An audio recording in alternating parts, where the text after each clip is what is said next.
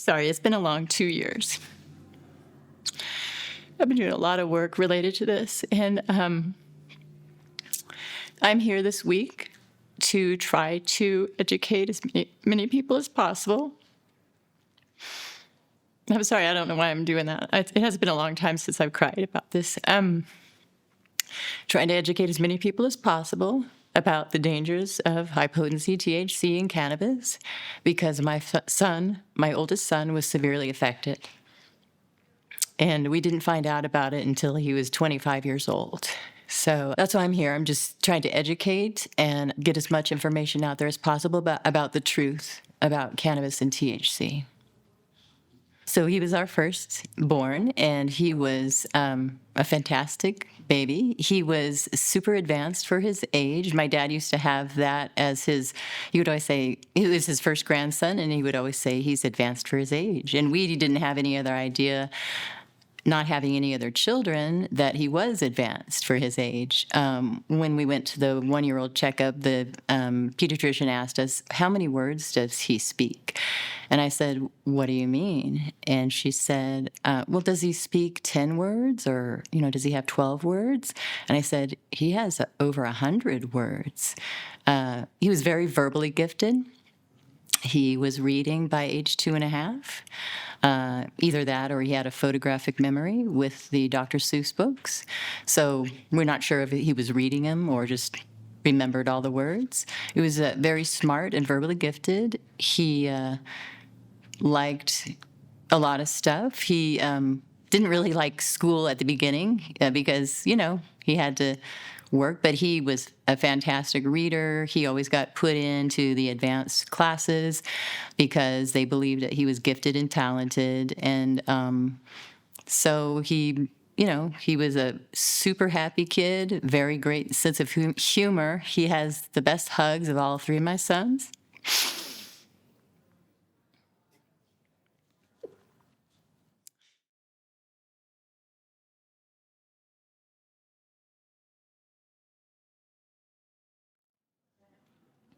Anyways, in junior high, I think he was bullied a little bit. He got into the band, and he found his way with people in band. He was a fantastic musician. He always was in the group ahead of him, like the year ahead of him with his music, because he was really good. He had a fantastic music teacher. And once he got to high school, he joined the marching band, and he became a leader in that group. He ended up, his senior year, being vice president of the band. He was taking all AP classes. He was really a smart kid, and he was a happy kid. And he got a job. He got a girlfriend his senior year. He was happy about that, and he got a job to kind of support her needs. His last semester of high school, she liked to go to Chick-fil-A, and she liked, nice things. And so he got a job on his own. He kind of pushed his way into a job installing speaker audio systems in cars. And he, worked through that spring semester and through the summer, and then went away to college and in another state. He was accepted at A&M, and he just chose to go out of state. The girlfriend broke up with him as he went to college and started dating his good friend. And I think that really kind of traumatized him, like it would anybody. And he met another friend that was a lot older, not in college, but they had a common interest. And I think that relationship he kind of became like too connected to that person. But anyways, my son worked through college. He got a job, part-time job, and supported himself. We paid for his college tuition. He paid for all his food and stuff, and any kind of extra expenses that he would have. And he, worked. He had an internship. He graduated college within 4 years with a Bachelor of Science, which we were happy about. He was our first kid. We were real busy with the two other boys at home. So, he was off on his own, and we thought everything was fine. And it was fine. We told our kids when they were growing up, and not one of them remembers me saying this.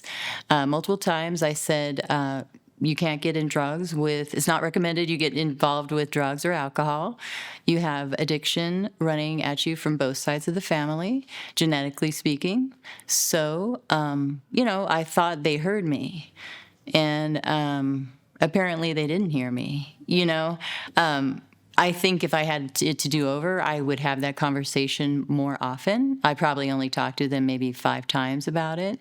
And I thought the message got through because I raised them Catholic. I was born and raised Catholic. We raised our kids Catholic.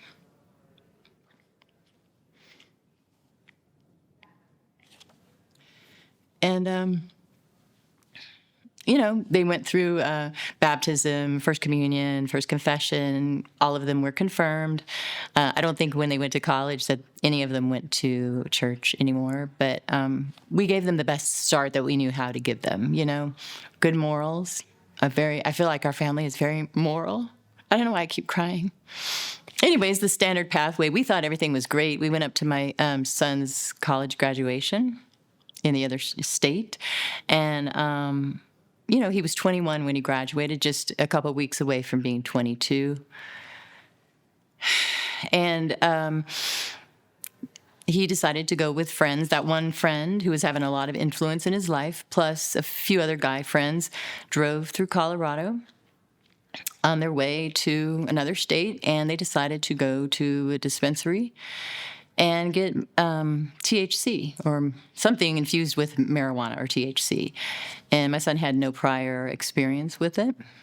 He we now know he was very proud of himself for not having used in college because a lot of people around him were using.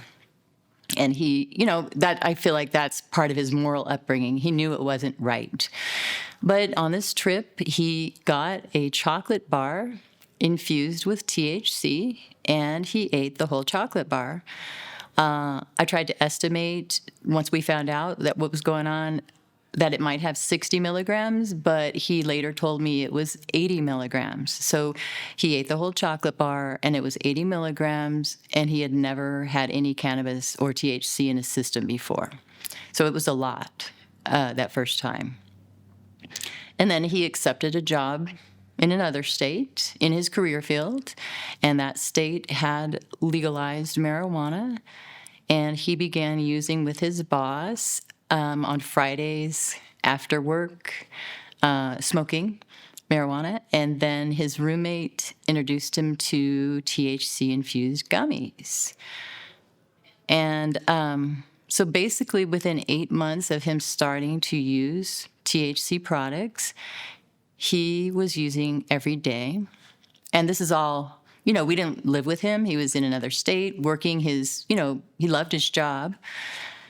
COVID had come and kind of shut things down a little bit, but that's when we now know that he had started using every day, was in the spring of 2020.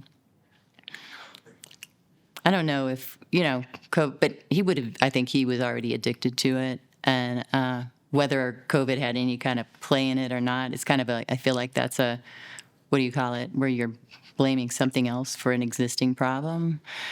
He was already addicted to it, unbeknownst to us. He decided, the guy that he was real connected with here in Texas later said that he sounded depressed when he would be calling back to Texas on the phone calls.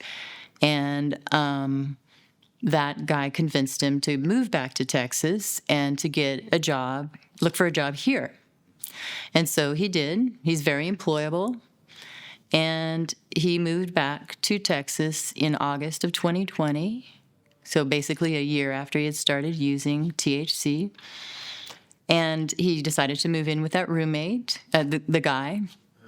And, the guy had, offered him, you should come back here, you could be my roommate, et cetera. And he did. And within 2 weeks, my son says that the roommate started calling him psychotic. And now we know why. My son was having a delusion, irrational thinking about a specific person, and it was delusional. And eventually that roommate tried to get my son to seek some mental health help related to this delusion.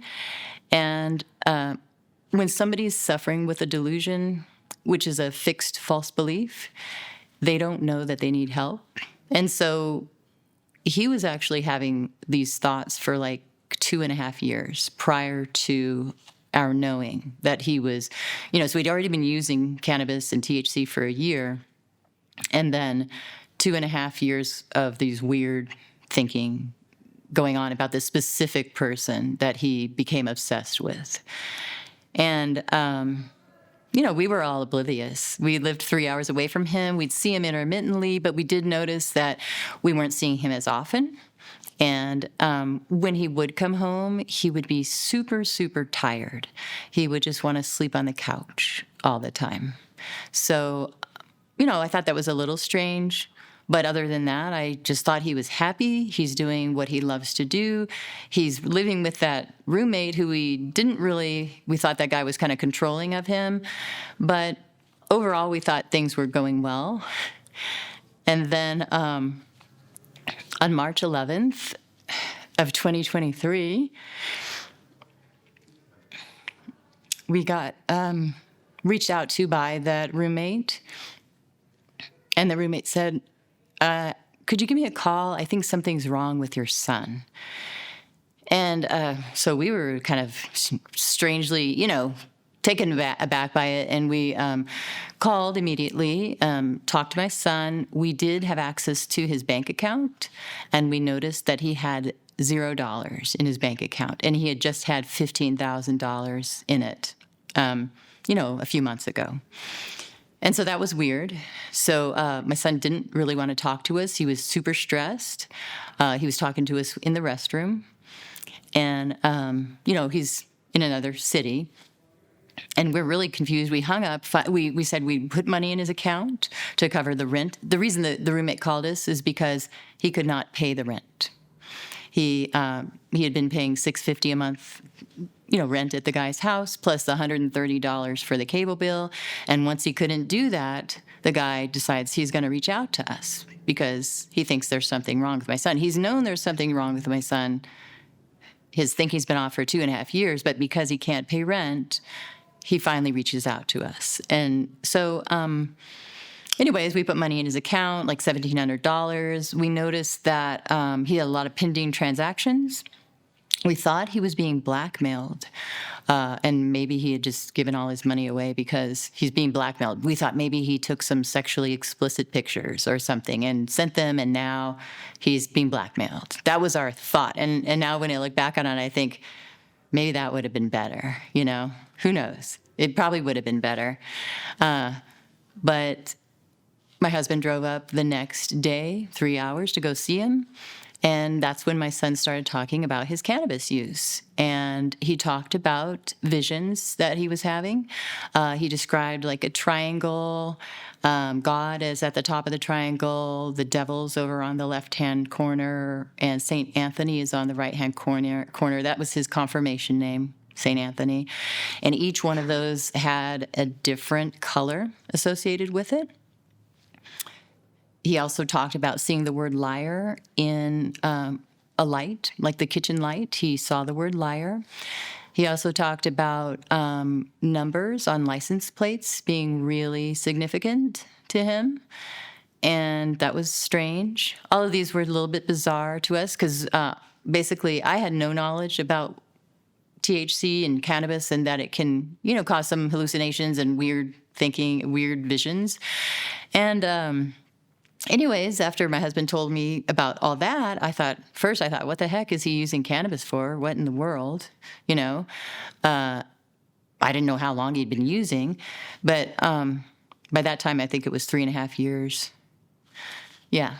And anyway, so my husband stayed overnight, and the next day, they locked him out of Facebook because that's where he was sending all his money. He was sending, through Facebook Messenger, he was sending thousands of dollars of gift cards.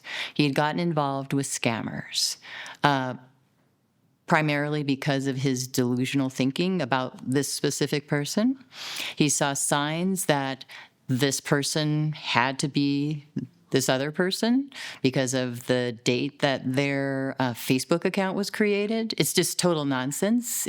But there was a specific incident that happened with the person he had the delusion about, and this Facebook account was created the next day, so he thinks that it was really this other person. And he also thought that it was a girl that he had a delusion about. He thought that she had been giving him certain signs, like when they would pass the refrigerator at the same time, because they were in the friend group together. There was several guys, and this girl was also a friend, and my son. I forgot to mention that when he moved back to Texas, she's a cannabis user.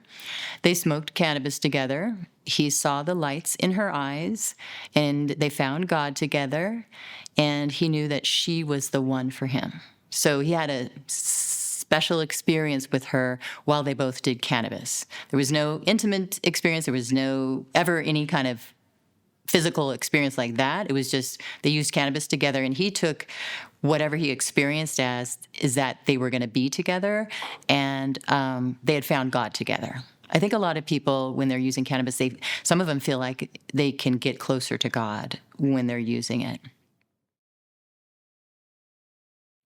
So that's why my husband and the roommate locked him out of Facebook so that he couldn't send any more messages. He was doing it through Facebook Messenger, sending a copy, a picture of the front of the gift card and then the back of the gift card, and then the scammers would just use them. And he believed that he was sending them to help this girl get back to Texas. There was no indication of that from the scammers. If you look at the two sides of the conversations, because later we got access to his account, you see his thinking on one side where he's sending cry faces and heart emojis, and you see then the scammers just saying, send $100 gift cards. They're not saying anything about a girl. They're not saying anything about, I want to be back to Texas. It's just some made-up thing in his mind that he's been living with for 2.5 years that he's going to be together with her. But anyways, he had no money. We locked him out of Facebook. He then calls me that day and talks to me for 40 minutes about all these different people that have a part to play in this. It's like paranoia. Her mother might be involved. Her boyfriend might be involved. Then you think to yourself, she has got a boyfriend. Reality is, why is she wanting to come back to Texas to be with you? Delusions are fixed false beliefs, and then paranoia. A lot of them experience paranoia. A lot of them think the mob or the mafia or the FBI is after them. Cartel. My son did not think that, but he believed that the girl's mother might be involved in this money thing and that the boyfriend is kind of maybe holding her. She had since moved to California and then Oregon with this boyfriend, I believe. But it was just completely bizarre, the conversation. I took like 2 pages of notes while I was talking to him. And then at the end of it, I wrote down schizophrenia because of some of the visions that he was having and all this weird discussion that he had with me. He thought she was going to show up at his doorstep, basically. And that's why he had to get back into Facebook Messenger, because he needed to be able to message her or something. So anyways, I wrote down schizophrenia. So by day 1, we thought he was being blackmailed. By day 2, we hear about the cannabis. By day 3, I write down schizophrenia. It's either schizophrenia, a brain tumor, or it has something to do with the cannabis. That's my thought at the end of day 3. So day 4, we get, I had a friend who's a physician's assistant, and she said, take him to an ER that has a psychiatric component. So we did that by day 4. He was willing to go. We said we wanted to get a CAT scan because we thought he might have a brain tumor. That's making his thinking go off. And we did get a CAT scan there, and it was all clear. And he talked to a psychiatrist, and the psychiatrist said, after she had talked to my son. She didn't really listen to our input. She only listened to my son, and she said, well, good news. He does not have schizophrenia, but he might be on the autism spectrum, because sometimes people with autism can have magical visions. And I thought, what? He's 25 years old. He's made it through all these years of everything, and now because of this weird irrational thinking that's going on, he might have autism? That was bizarre. And so he got discharged with 2 different autism clinics to go get checked up at, which in looking back on it, in hindsight, it was good because he was interested in finding out if he did have autism. And he did agree to go get some psychological testing there. And he got tested on 4/20, which is funny. And my husband is the one who told me when he saw the date that he was going to be getting his testing, he said, if that isn't just telling you right now what it is. We feel like throughout all this, by the fact that we knew by day 4 that it was the cannabis, it's like God giving us a neon sign pointing to that. And every little thing that has happened since that point has been more neon signs for us. Here we got 4/20. He had 4 hours of psychological testing done, and they came back, and he shared the results with us. It was in a PDF, and basically there was this one really important paragraph. It said, we think that his irrational thinking is caused by stress along with his THC use. And if he does not stop using THC, even given the negative consequences it's having in his life, that a diagnosis of cannabis use disorder should be considered. That was a great paragraph to have for our future, because it helped us be able to prove that he had a cannabis use disorder that was causing him really weird thinking. He got the results in like May 10th or 11th. And he said, I just want to put it all behind me. And we had been trying to talk to him way at the beginning in March. Hey, everybody can get confused by a scammer. A lot of people get caught up in a scam. This is okay. And he said, I just want to put it all behind me. And then he said, we told him, you need to take a break from all this, the THC and the cannabis. We really think it has something to do with that. I made him read one paper. We asked him to come home for 3 mental health days right after that ER visit, and he agreed. And it was a weird conversation the next day. He said to me, he was zoning out, and I think he had probably eaten a gummy or something. He was sitting there at the table with his hands folded like he was praying or something. He was just zoning. And I said, are you praying? And he didn't answer. He was just continuing in his zone. And then he looked up and I said something about the gummies, and he said, this is all legalized by the loophole in the 2018 Farm Bill. And I said, what? I didn't know what that was. I had never heard of it. And so now I know what it is. But he was the one he feels like the products that he was using, since they're legalized by that loophole, that they're fine. That's his understanding of it. So anyway, what we know now is that he sold a car. He worked on cars a lot, and he had a fix, one that he was doing a lot of modifications to. And in April, he sold a car and got $10,000 more for that. And he proceeded to, over the next few months, give that $10,000 away to the scammers. All the while, we're trying to figure out how to get him some help. And anyways, it went on. I read the book called Dopamine Nation by Dr. Anna Lemke out of Stanford. That was the first book I read. And then I read Laura Stack's book about the dangers of marijuana. Her son died by suicide because of his cannabis-induced psychosis. And the third book I read was called I'm Not Sick, I Don't Need Help by Dr. Xavier Amador. And that helped me use a method with my son called the LEAP method, standing for listen, empathize, agree, and partner. And I started writing sample conversations of how I could talk to him using this method. And that really helped him open up about his feelings about the girl and about really they're going to be together. And it just helped him talk more about, and I realized how complicated this was. And he was open to going to a psychiatrist if they would enable a meeting between the girl and him by Zoom or by phone call. And I did a lot of calling around Houston and Austin, and I couldn't get, a psychiatrist interested. I did talk to the girl. She understood that he was having a problem. She told me these three things. I think he's a great person. I don't think he sees his own worth. And I always tried to be nice to him. So he was getting that feeling from her, like positive feelings from her. And I think that is part of why he thought, it might have added to the thought that they were going to be together. But anyways, months went by. He, in April, so the roommate in March we told the roommate it probably has something to do with cannabis. And the roommate then tried to control his cannabis use, being like the parent.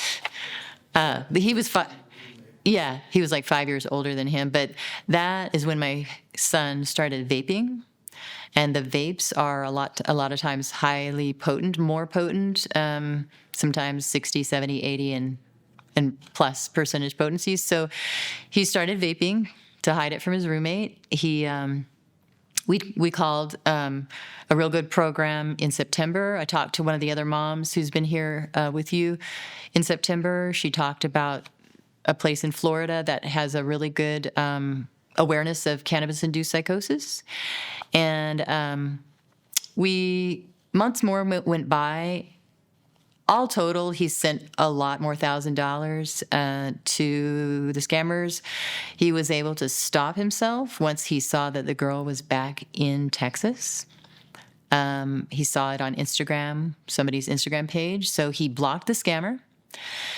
But then he started believing that 4 different people on Instagram were also her talking to him, and they were not. They're just regular people. They're not scammers. It's just regular people that were in the friend group, and he believes that they are the girl.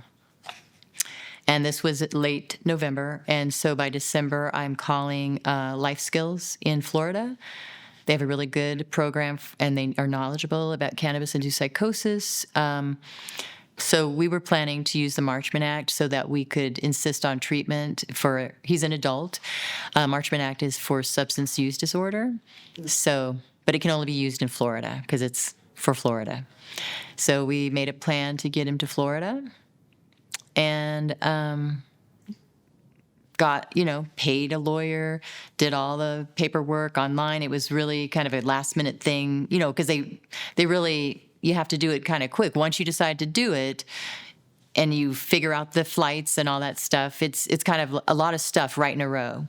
And we did that, and it was successful in that he got into treatment on February 13th of 2024.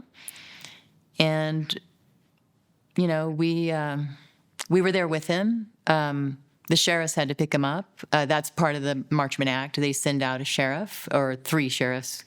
And he looked at me when he was walking down the hallway in the hotel room, like, why are you doing this? He couldn't understand why we were doing that. He didn't recognize that he had an addiction. And I have to say, one thing I did notice when I was around him, I was very rarely around him during his addiction, but his eyes were like completely black.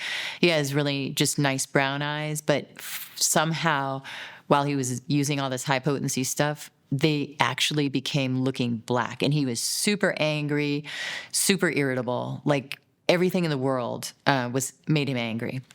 He told me when he came home for jury duty in January, he was happy to go, but we had a little bit of an argument about something silly, and the next day he was really, really angry, and he said something like, I can't remember, I said something, about the dopamine balance, because in that Dopamine Nation, she talks about how when they get dopamine from some other pleasure source, whatever it could be running, it could be marijuana, it could be cocaine, it could be cold plunges. There's a lot of different addictions.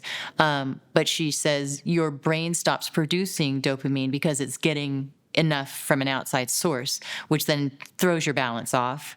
And my son, I tried to explain it to my son, and he said, I think I was born with no dopamine, you know. And I'm like, oh my gosh, I don't know. That was just something I remember him saying in January. And I'm like, thank God we're going to be getting him help. Thank God we are going to get him some help. So it worked. February 13th, 2024, we got him into Life Skills in Florida and using the Marchman Act. And he worked through their residential program for 3 months. And then they step him down to partial hospitalization, which he did for 64 days. And then he did their intensive outpatient program where you're supposed to get a part-time job. He got a full-time job during that process. He loves to work. He's kind of a little bit of a workaholic, but he has a passion to work and to do well, you know, which I think is part of why he's doing better than a lot of the other young men and women who go through this. He didn't start using till he was 22. Even though he used for 4 3/4 years, he already had his degree, he already had a job, he had a focus. He was not just sitting around using cannabis all the time, you know. But we do know that when he started vaping, he would wake up in the morning and use. He would use at work. He would use while driving. He would use at lunch break, at 3 o'clock break. He was using a lot at the end because it was easy, more discreet to hide it at work. So anyways, he worked through the program. I want to say there's this one guy in one of the support groups who has a mantra, and it has helped so many people. It is what you can say to your loved one if they're having a problem with addiction. We love you unconditionally.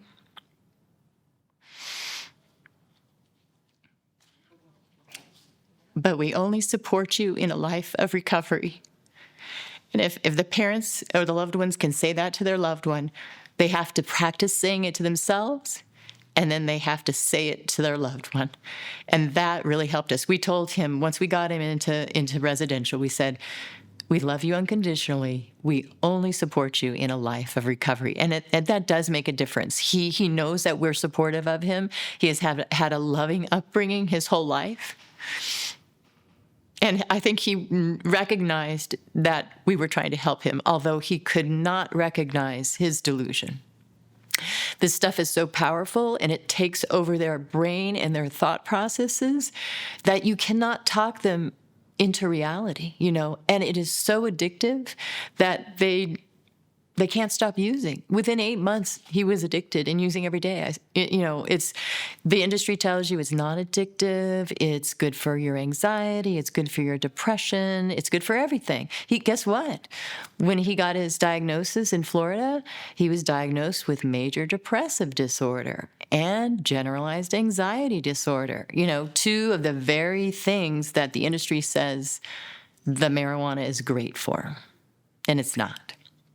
It can be helpful in a short-term period. I have read, and I do believe that if you're having a super intense 3-month period and you're super anxious, short-term, you could use it and you could feel better. But it is an intoxicant, and it is addictive. And if you use it for more than a year, that's considered long-term. If you use it more than 3 times a week, that's considered heavy. Long-term heavy use of it increases both anxiety and depression. That's a fact. And what the industry has led everybody to believe is something completely different. So I want people to know that. Really important. Because there's a lot of people who are using for anxiety and depression, you know, and it's not helpful. In the past, and still today, there are a lot of therapists who will recommend using it. Do you know what I'm saying? There are medical professionals who still are under the impression. It's because of the rhetoric that the industry has worked into the fabric of our lives in America, in the world. I've done a ton of research on this. I have had 2 years to do that because I don't work outside the home. So I have done a lot of investigation, and the fact that cannabis, hashish, can cause mental illness has been known and written about since 1845. There's another big study from 1894 in India, the British Indian Hemp Drugs Commission. They came back and said, yes, in high quantities, in high doses, hemp can cause insanity. However, in mild and moderate doses, it's not so much of a problem. And so we, the British government, are going to tax and regulate it. They were having a lot of people in India, their territory or colony, whatever you call it. I'm not real good with history there. But they were having a lot of people in India that were highly using hemp products, and they were having a lot of insanity cases. And that's why they developed this Indian Hemp Drugs Commission in 1893, and then they reported 8 volumes in 1894. Anyways, it's the fact that it can induce psychosis or psychotic symptoms has been brushed under the rug for a long time. It's been known, if you look at history and you're willing to read history, I think that users are part of the problem because they use it, they feel good. A lot of them become habitual users. And I think that a lot of the users don't even know that they have a substance use disorder.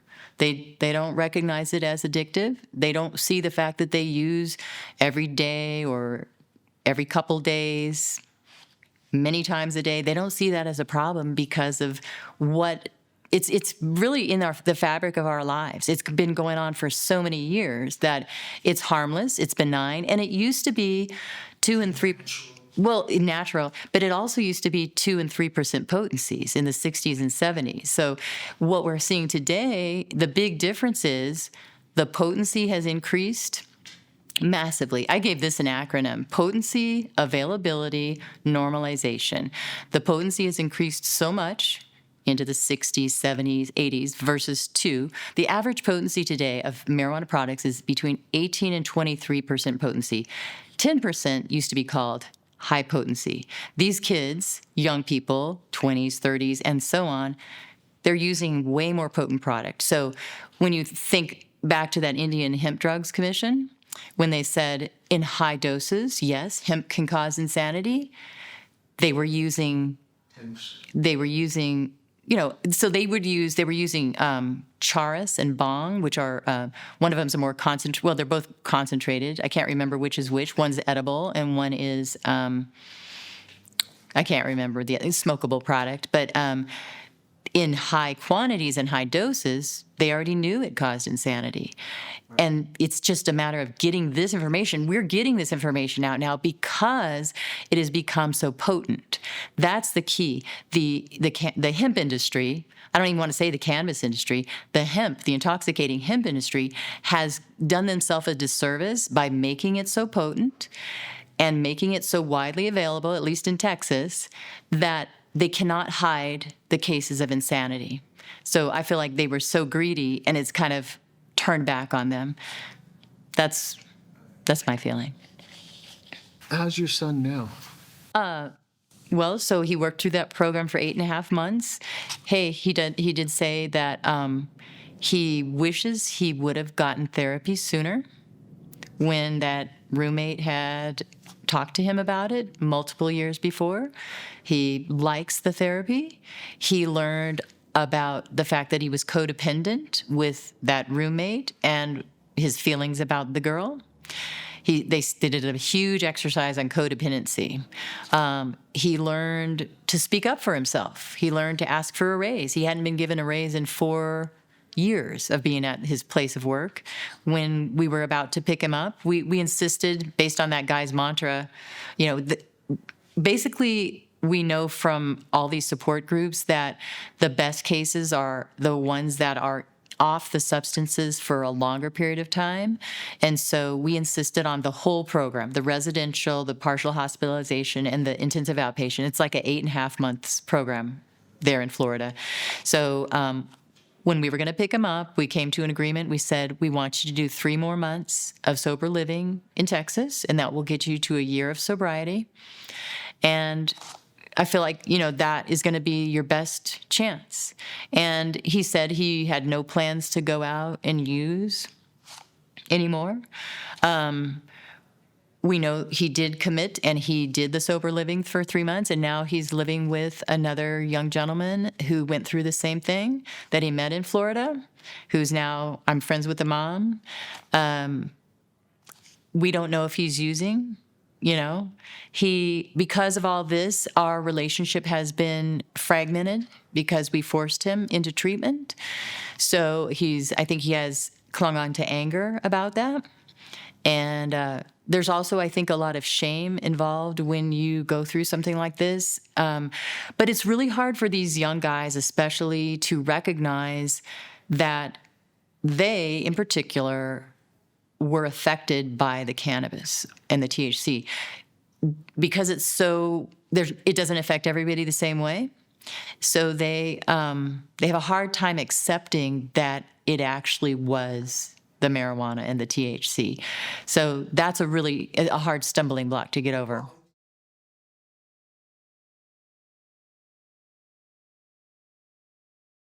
We don't really talk to my son, but we do have a little bit of a connection because he's a roommate with now a friend of ours. Her son went through the same thing, so we met in that support group. She's awesome, and they're living together, and they have a lot of common interests. And he's back to work. Hey, he asked for a raise. He learned the skills in therapy. He got I can't remember, it was like $7, $8 per hour raise when he asked for it. He asked for a certain amount, and the guy gave him $1 less than that. So he learned a lot while he was in treatment. And the funny thing is, a lot of them think everyone else there is crazy. They don't recognize their own thought processes, how off and weird they were thinking. So it's just kind of funny. They weren't crazy, and they don't think they were crazy, but they were really, literally. It's called Indian hemp insanity for a reason, back in 1894, because it literally drives people insane, or it mimics symptoms of schizophrenia. It mimics symptoms of schizoaffective disorder. My son, I will tell you this, and I want it's important that people know this, because one of the other things that the industry and the users say is, oh, your son had mental health problems before and they were self-medicating. Right? That's a huge one. Number one, my son started using on a whim, on a trip through Colorado for fun. And he got addicted, and he developed a delusion. He went to therapy. He was diagnosed with cannabis-induced psychotic disorder, plus anxiety and depression now. And he is not diagnosed with bipolar, schizoaffective, schizophrenia. He has no other mental health diagnosis. So it was truly a cannabis-induced psychosis that he was in. And there are other ones out there. A lot of the people recording these, their sons, they have those, substance-induced bipolar or schizoaffective, and they have to be on antipsychotic medications. A lot of times they can wean off the medications slowly, It is really something that people need to know. It can happen to anyone. They don't have to be a teenager. They don't have to start using as a teenager. My son, we didn't get notified till he was 25. So 25 is when we found out that he had been using since about the age of 22. So he was an adult. When people say, oh, it's okay for 21 and up, it's not true. It's not true. It can happen to people who are 20s, 25, 30, and older. It can happen to older people. Older people are using gummies, right? And a lot of them are having symptoms as well. So, I have a family member who started using gummies to treat his Crohn's disease at about age 50. And I was thinking, on one of the walks in my neighborhood, we have 5 dogs, and I walk a lot. I listen to contemporary Christian music, which, by the way, has saved me. I was born and raised Catholic. I never truly had a faith until we went through this with my son.